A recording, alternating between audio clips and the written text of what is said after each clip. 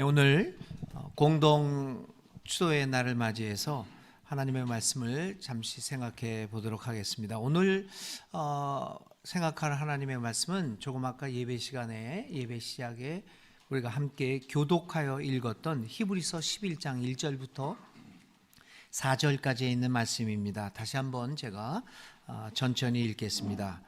선조들은 이 믿음으로 살았기 때문에 훌륭한 사람으로 증언되었습니다. 믿음으로 우리는 세상이 하나님의 말씀으로 지어졌다는 것을 깨닫습니다. 보이는 것은 나타나 있는 것에서 된 것이 아닙니다. 믿음으로 아벨은 가인보다 더 나은 제물을 하나님께 드렸습니다. 이런 제물을 드림으로써 그는 의인이라는 증언을 받았으니 하나님께서 그의 예물에 대하여 증언하여 주신 것입니다. 그는 죽었지만 이 믿음으로 말미암아 아직도 말하고 있습니다. 이 믿음으로 말미암아 아직도 말하고 있습니다. 지난주에도 제가 잠깐 말씀드렸지만 11월 1일은 교회력으로 모든 성자의 날이라고 지킵니다.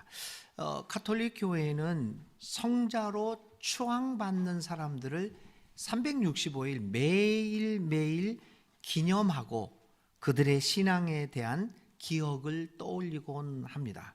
물론 이제 그 성자도 있지만 복자도 기념하기도 하고 뭐 그렇습니다. 그래서 1년의 각 날은 그 성자들의 이름으로 구성되어 있습니다.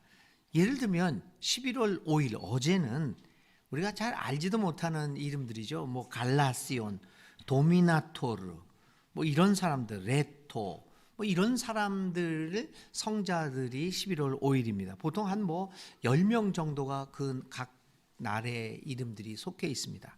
오늘 11월 6일은 누노 알바레스 페레이라 이런 사람들, 데메트리아노 이런 순교자이며 또 주교였던 사람들을 또 펠릭스라고 하는 수도승 6세기에 살았다가 6세기에 세상을 떠난 펠릭스 같은 수도승들을 오늘 이제 기념하곤 합니다. 그래서 여러 이렇게 성인들의 날을 각 날마다 기억하고 있는데요. 그래서 교회력의 매일매일은 이 같은 성인들의 날로 가득 차 있습니다. 우리 개신교는 그렇지는 않지만 가톨릭 교회에서 훌륭한 교인으로 살아가기 위해서는 그리고 기도를 잘하기 위해서는 매일매일의 성자가 중요한 성자가 누군가라고 하는 것들을 잘 기억하는 게 굉장히 중요합니다. 그래서 그날에 그 성자의 이름을 불러가면서 기도를 하기도 하죠. 이런 매일매일이 성인들로 가득 차 있다가 매년 11월 1일을 그 모든 성자를 기념하고 기억하고 추모하는 날로 정해서 지켜옵니다.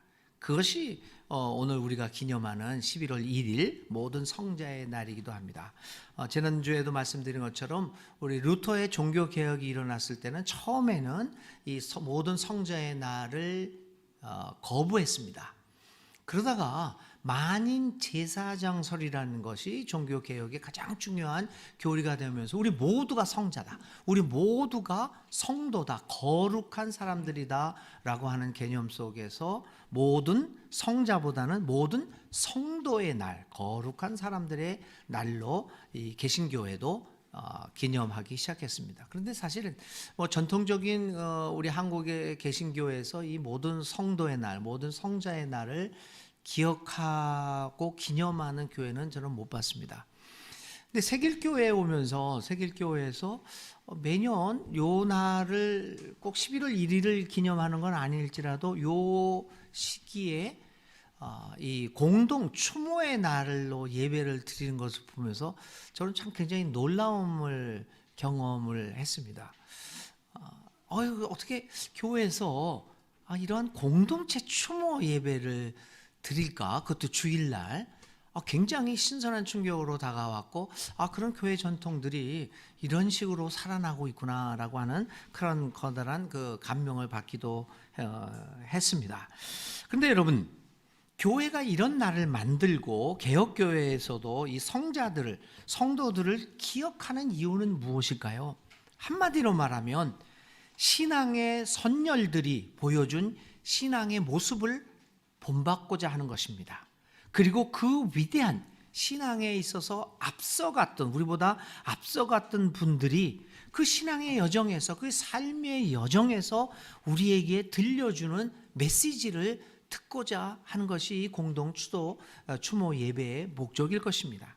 하나님 안에서 평생을 살았고, 그리고 그 하나님 안에서 죽었던 그 분들이 오늘 살아있는 우리들에게 말하는 소리에 귀를 기울이고자 하는 것이 이 예배의 중요한 주제가 아니겠습니까? 모든 생명은 무엇인가 말을 합니다. 꼭 사람만이 말하는 것은 아닙니다. 동물은 동물대로, 식물은 식물 나름대로 말을 합니다. 이렇게 모든 생명은 말을 전하고 있습니다. 특히 사람이라고 하는 생명 존재에게 있어서 말은 핵심입니다. 사람은 말을 하는 존재입니다. 그런데 사람은 살아서 말을 하지만 죽어서도 말을 합니다. 아니, 오히려 우리는 살아있는 사람의 말보다는 그 사람이 죽음을 통하여 우리에게 더 많은 말을 하고 있다는 것을 우리 모두가 경험합니다. 사람은 죽어서도 말을 합니다. 오늘 우리의 본문인 히브리서 11장은 이처럼 죽어서도 말을 하는 위대한 신앙의 사람들에 대하여 우리에게 전해주고 있습니다. 히브리서는 아벨부터 시작하여 에녹, 노아, 아브라함, 이삭, 야곱, 사라, 라합, 그 다음에 기드온, 사무엘, 다윗까지 여러 믿음의 사람에 대하여 말하고 있습니다. 특히 오늘 읽은 본문 중 4절에서 아벨에 대해서는 그는 죽었지만 이 믿음으로 말미암아 아직도 말하고 있습니다 라고 하는 매우 특이한 설명을 아벨에게 붙이고 있습니다. 조금 전에 얘기했던 아브라함이며 다윗이며 위에 열거한 믿음의 인물들과는 달리 아벨은 천수를 누리지 못한 사람입니다. 그러나 성서는 그에 대해서 유독히 그의 삶에 대하여 말하면서 죽어서도 아직도 말을 하는 사람으로 평가하고 있습니다. 성서는 이러한 기록을 통하여 인간의 생명이 길고 짧음에 달려있지 않고 그가 어떤 삶을 살아왔는가, 그 삶의 내용에 달려있음을 보여주고 있습니다. 그렇습니다. 사람은 그의 삶의 내용을 통하여 살아있을 때보다 더 많은 말을 하기도 합니다. 죽어서도 말을 하는 인간의 존재, 얼마나 신비스러운 존재인지요. 오늘 우리는 공동 추모 예배를 통하여 우리의 곁을 떠나간 신앙의 자매 형제들을 기억합니다. 오래전에 떠났던 분들도 기억합니다. 그리고 우리 세계 공동체에서 우리와 함께 삶을 나누었지만 지금은 세상을 떠난 그분들이 우리에게 들려주시는 말을 듣습니다. 특별히 오늘 이 금년에 우리의 곁을 떠나 하나님의 영원한 세계로 옮겨가신 두 분의 형제를 기억하고 추모합니다.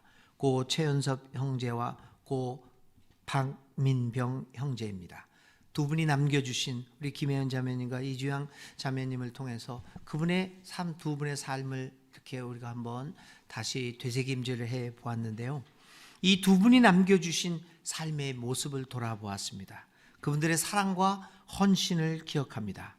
그리고 그 두 분이 오늘 이 예배를 통하여 우리에게 들려주시는 말에 귀를 기울입니다. 믿음으로 예수 안에서 살고 믿음으로 예수 안에서 죽은 이 두 분은 믿음의 사람들이었기에 지금도 그리고 아직도 우리에게 말을 하고 계십니다. 오늘 이분들의 삶과 죽음으로 우리에게 들려지는 말을 깊이 들으심으로써 먼저 가신 분들에 대한 진정하고 의미 있는 추모와 존경을 또 추도가 이루어질 것입니다. 유가족들과 고인을 기억하고 추모하는 모든 분들에게 하나님의 위로와 평화가 함께 하시기를 간절히 기도드립니다.